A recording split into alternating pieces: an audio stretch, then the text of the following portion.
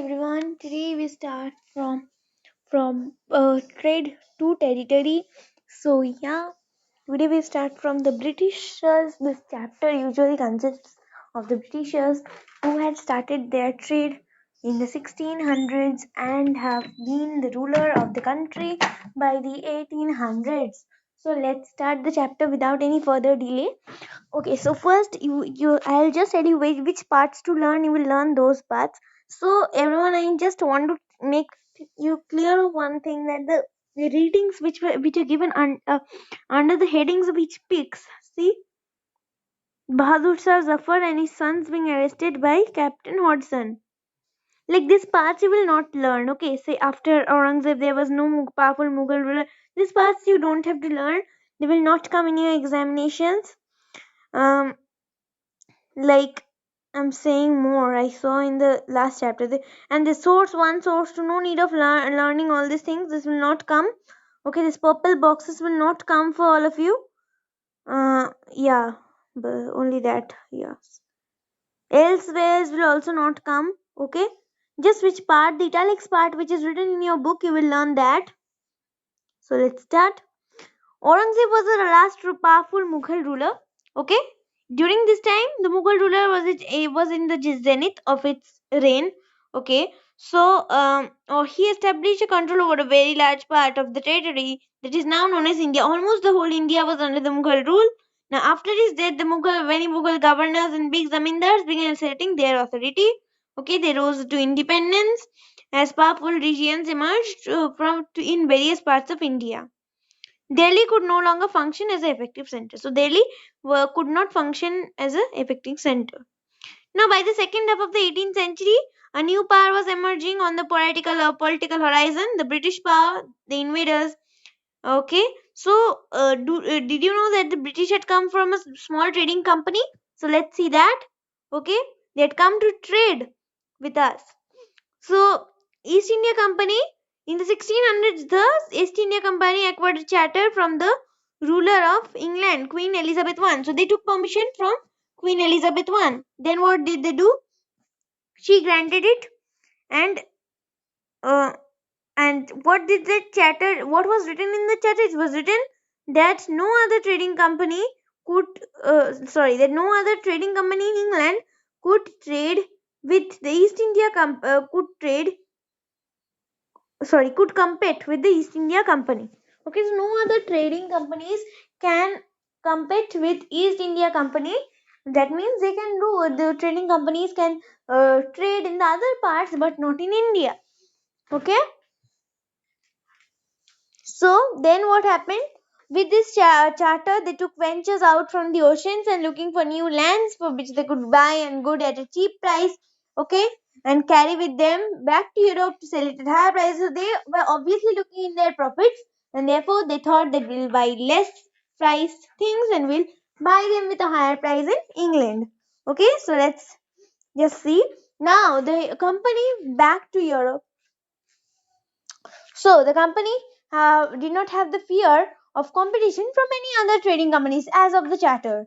Okay, so mercantile will be more easier. Okay, so they sailed down the Cape of Good Hope in Africa, and which the Portuguese had passed earlier. Okay, in fact, it was Vasco da Gama, a Portuguese explorer who had discovered a sea route to India in 1498. He was the first to come in Calicut to trade with us, the Portuguese discoverers. Okay. Now and then the French traders arrived. The British were the last one to arrive, but were the most powerful. So the problem that all the companies are interested in buying the same things, because the same things were found in tropical countries, and all the countries, this Portugal, Spain, France, England, this all belong to the same region. So the same deficiencies they faced, and therefore they planned to buy the same items from the tropical region, that is in India. Okay, so they were interested in buying the silk, pepper, cloves, cardamom, all these were spices that were in South India. Okay, so competition arose. Okay, English companies did not come, but then other country companies also came. That's why competition arose. And so this led to rivals, fierce battles, okay, that were in the 18th century, blockage of routes and etc.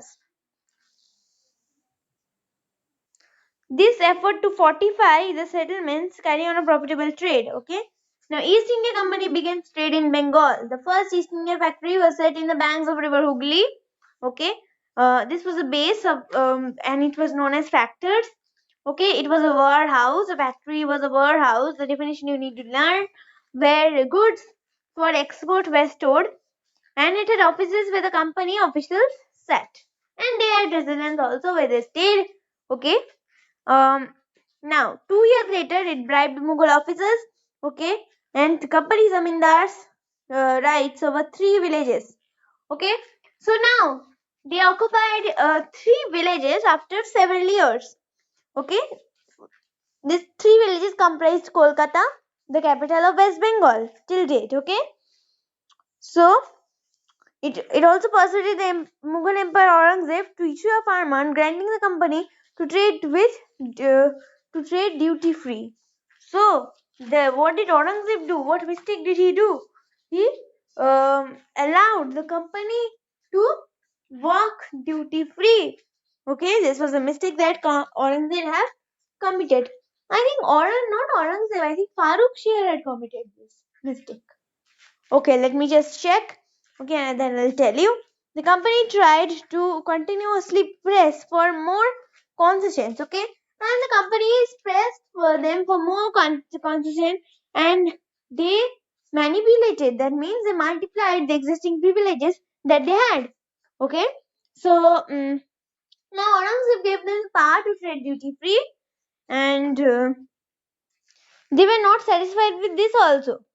What did they do? They gave to their allies or their subordinates, and the subordinates, that means the Indian subordinates also were allowed to allowed to trade duty free. Now this was not the thing that Mughal emperors want. Now see, if everyone traded duty free, then how will the revenue come?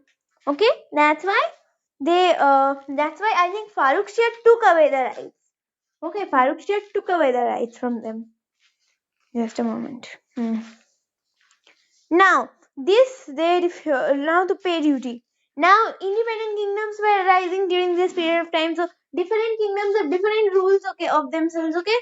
So, this they refused to pay, causing an enormous loss of revenue for Bengal. Now, the Nawab of Bengal also was there granted them these rights, and then they this led to the loss of revenue for Bengal.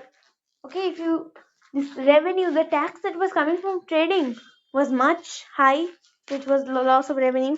How could the Nawab of Bengal, Murshid Quli Khan, not protest? So Murshid Quli Khan protested against this. Okay, now what did he do? How trade led to battles? Let's see now. So the early 19th centuries, the conflict between the company and the Nawab of Bengals were very intensified. Now after the death of Aurangzeb, the Bengal Nawab asserted that the power of autonomy as other regional powers were doing at that time. So Murshid Quli Khan was followed by Ali Wardi Khan and Sirajuddaulah as the Nawab of Bengal. Each one of them was a very strong ruler. They refused to grant the company's concession, demanded large tributes for the company's right trade. So what they were doing in free, the companies were doing in free, that was raised to a high tax. Now they will also fight back, right? Okay, so denied it to the right to mint coins. So the companies minted coins also on their own. Okay, so this was denied, and then stopped from extending its fortifications. What did the soldiers? What did these rulers do? They told the company not to extend any further from Calcutta. Okay, their capital was in Murshidabad, but then the companies was told to stay in Calcutta, not extend any further. Okay. And the company was depriving of Bengal's governor of huge amounts of revenue and underestimating the authority of the Nawab. So they, in first of all, They used to pay taxes. It was refusing to pay taxes, writing distressful letters, and trying to humiliate the Navajo superior.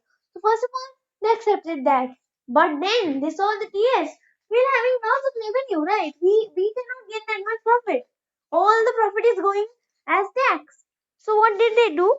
First of all, they tried to make peaceful ways, such as they humiliated the Nawab by writing distressful letters, refused to pay taxes, and humiliated the Nawab and his officials. Now, the Nawab was not to stop because the Nawab is also saying that no, my revenue cannot go down, and these British officers are also saying that my revenue cannot go down. Now, what happened? Let's see.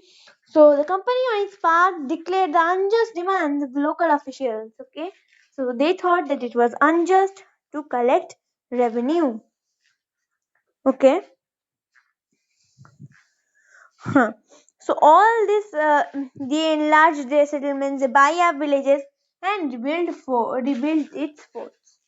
Okay, so then they disobeyed, and now what happens? If you disobey someone, obviously fighting will start. Either fighting will start or you have to surrender. So what happened? Let's see. Okay, now Battle of Plassey, when Ali Bardi Khan died in 1756, Sirajuddaula became the Nawab of Bengal. Okay, last Nawab of Bengal. The company was worried about his power. So he was also a strong ruler. He was not a puppet in the company's hands. Okay, and keen on the puppet ruler. So they tried to plan against him, and they tried to forge a puppet ruler instead of him. Next, let's see what happened. To willingly give the trade concessions and other privileges. It was tried and no success. Okay, as infuriated Sirajuddaulah asked the company to stop meddling in the political affairs of his dominions. So Sirajuddaulah also said that no interference in my political affairs, in the kingdom of my political affairs. Okay, you have to accept whatever I say because I'm the Nawab of this region. Okay, and captured many of the company officials. Okay, such as now, after the negotiations failed, Nawab marched to 30,000 soldiers to the English factory of Kasim Bazar, captured the company officials, locked them into the warehouse, and disarmed all Englishmen and blocked the English ships. Then he marched to Calcutta and established his control over the company's fort there. So they also captured the fort there. Okay, on hearing the news of the fall of Calcutta, the company officials in Madras sent forces under the command of Robert Clive. So the now this huge distract was done. All the trade was stopped. Okay, and therefore what did they do? The company officials, those were in Madras, sent troops against the Nawab. Okay, under Robert Clive. Okay, finally in 1757, Robert Clive led the company's army against Sirajuddaulah at Plassey. Plassey is a battlefield. Okay, one of the main reasons for the defeat of the Nawab was the forces led by Mir Zafar. Okay, Mir Zafar led one of the huge troops of the Nawab. One of the Sirajuddaullah's commanders never fought the battle. So Mir Zafar denied to fight the battle. Not like this way. That no, I'll not fight the battle. No, not like this way. Okay, when the battle was at field at its peak time, he did not participate. Neither allowed to participate his soldiers. Okay, so Clive had managed to secure his support. He was a puppet ruler. Okay, so thus promising him to make the Nawab after crushing Sirajuddaulah. Okay, so Battle of Plassey became famous because it was one of the major victory the company won in India. Okay, after the defeat of Plassey, Sirajuddaulah was assassinated. That means killed, and Mirzapur was made the Nawab. The company was still unwilling to take over the responsibility of administration because administration means there's thousands of problems over there in administration. Okay, its prime objective was to exploit. Okay, exploit. Okay, if this could be done without conquest, through the help of local rulers who were willing to take grand privileges, then territories need not be taken over directly. They told that we'll collect revenue, we'll do everything. Only administration you do welfare of the people. But how will they do welfare without revenue? Right? How will they build roads with their revenue? They do nothing of their own. Okay. So on the companies discovered they it was very difficult. For even the puppet number were always not as helpful as the company wanted them. Treasury was empty. How much could they supply? So after all, a basic appearance of dignity and sovereignty they wanted from their subjects. So everyone, let's just see. Soon the company discovered that this puppet will not work anymore for them, and they fought again the Battle of Bagzar. I'm sorry, and one step I missed. They put Mir Qasim in the throne, and then Mir Qasim complained and turned against them and fought the Battle of Bagzar with the rulers of Oz also. Okay, but then Mir Qasim was also defeated. Okay, and company wanted more money to finance its wars and meet its demands of trade and other revenues. Mir Zafar died in 1765. In the mood of the company had changed, having failed to work with puppet Nawab. Clive declared, "We must indeed become Nawab ourselves." So Clive said that no need of this puppet Nawabs. We'll become Nawab ourselves only. Okay, so after the Battle of Plassey, actual Nawabs of Bengal were forced to give land and vast sums of money as personal gifts to the company officials, because all of them were puppets. Okay, so Robert Clive himself has amassed the fortune of India. Okay, he had come to Madras from England in 1743 at the age of 18. When in 1767 he left, his Indian fortune was worth 401.10 sorry 4 lakh 1102 euros. Okay, not rupees, also euros. Interestingly, when he was appointed as the governor of Bengal in 1764, he was asked to remove corruption in the company's administration, but he was himself cross-examined in 1772 by the British Parliament, where he was suspicious of his vast wealth. Although he was acquitted, he committed suicide in 1974. However, not all company officials succeeded in making money like Clive. Many died an early death in India due to disease and war, and it would not be the right to regard all of them as corrupt and dishonest. Many of them came from humble backgrounds, and their uppermost desire to earn enough in India, return to British and lead a comfortable life. Those who managed to return with wealth, yet flashy lives, and flaunted their riches, they were called the Nabobs. That means an Anglistic version of the Indian word Nawab. They were often seen as upstarts and social climbers in the British society and were often ridiculed or made fun in plays and cartoons. So anything bad you do, you will not get anything for that. Bad you do, dishonesty that Clive do. How much well could he enjoy in his life? He he had he performed suicide in his own. Many of them came and they died due to disease, the tropical diseases first of all, because they did not have that amount of immunity in them as the amount of immunity we have, and then next they died due to war. Okay, now the company's rule expands, and after the battle of Bagzar, the job was served, and then what happened? They tried to decide who will be the successor to the throne, and then subsidiary alliance control. Okay, that means each ruler was given. If the Indian rulers failed to make the payment, then the territories were taken away. Okay. For example, when Richard Wesley was the Governor General, the Nawab of Awadh was forced to give half of his territory in the company.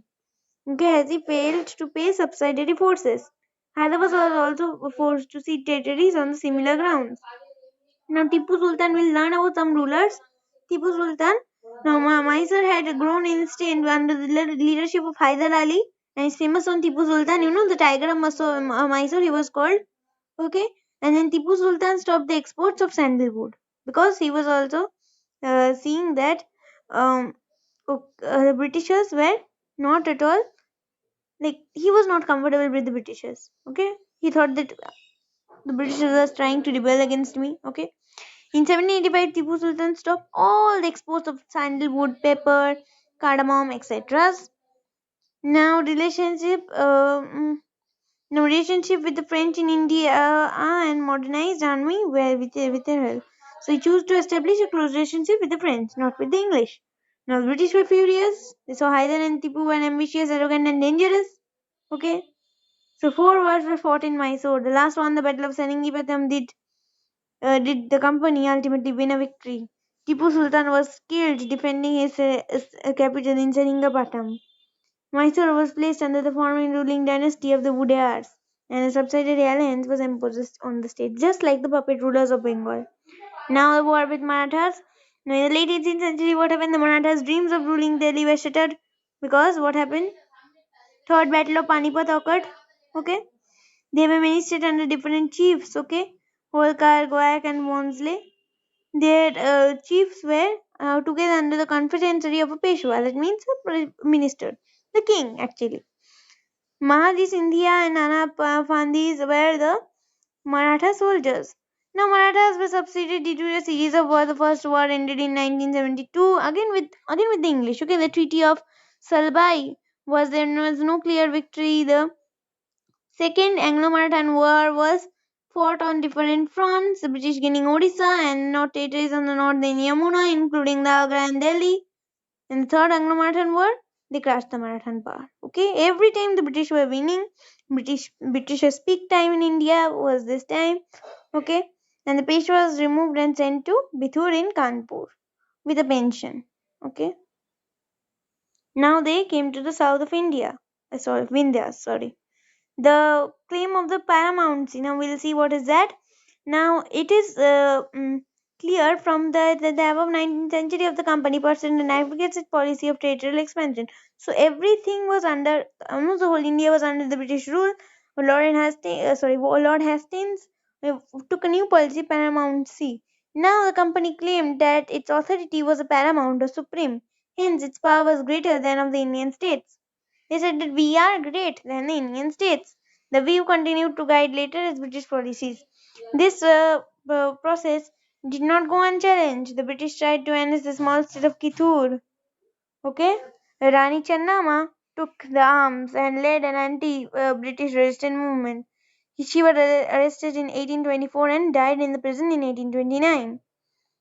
But Ranaya, poor Chowkidar of Sanguli in Kithur, carried on the resistance.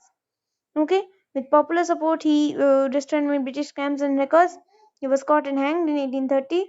You will read about several cases in the resistance later in this book. Now, in the later 1830s, the East India Company became worried about Russia. Okay, it imagined that Russia might expand across Asia, and enter India from the northwest. Driven by this fear, the British now wanted to secure their northwest frontier. What did they do? They fought a prolonged war with Afghanistan. Okay, Sindh was taken over by them, and then what happened? Punjab was also annexed. All the northwest states. Now the doctrine of lapse, the final waves of annexation occurred to Lord Dalhousie, who was a Governor General from 1848 to 1856. He developed a policy that came to be known as the doctrine of lapse. The doctrine of what was that? If an Indian ruler died without a male heir in his kingdom, then his kingdom would be lapsed. That means it will become a part of the company. Okay, this way of conquest. Okay, one kingdom after another was simply annexed by applying this doctrine. Satara, Sambalpur, Udaipur, Nagpur, Jhansi. But then you know Jhansi. Finally, in 1856, the company took over Awadh. This time, the British had an added argument. They said they were obliged by duty to take over Awadh in order to free the people from the misgovernment of the Nawab.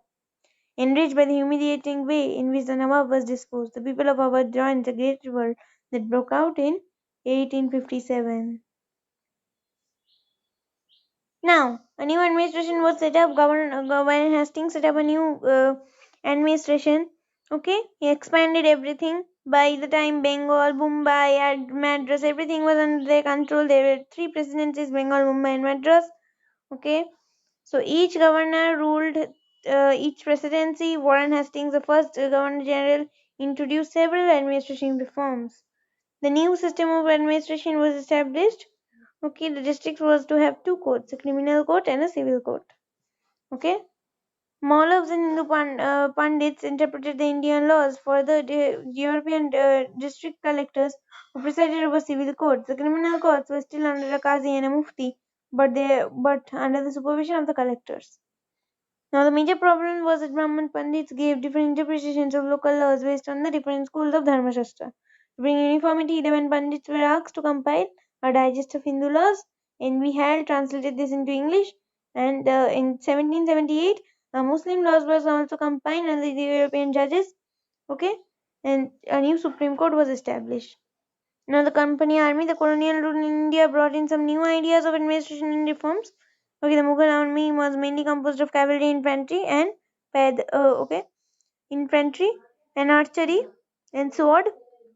Okay, the Mughal did not have professionally trained infantry. Now, a change occurred in the 18th century when the Mughal successor states of Awadh and Benares recruited peasants into their army and trained them as professional soldiers. The East India Company adopted the same method when it began recruitment for their own army, which is came to be known as the Sepoy Army.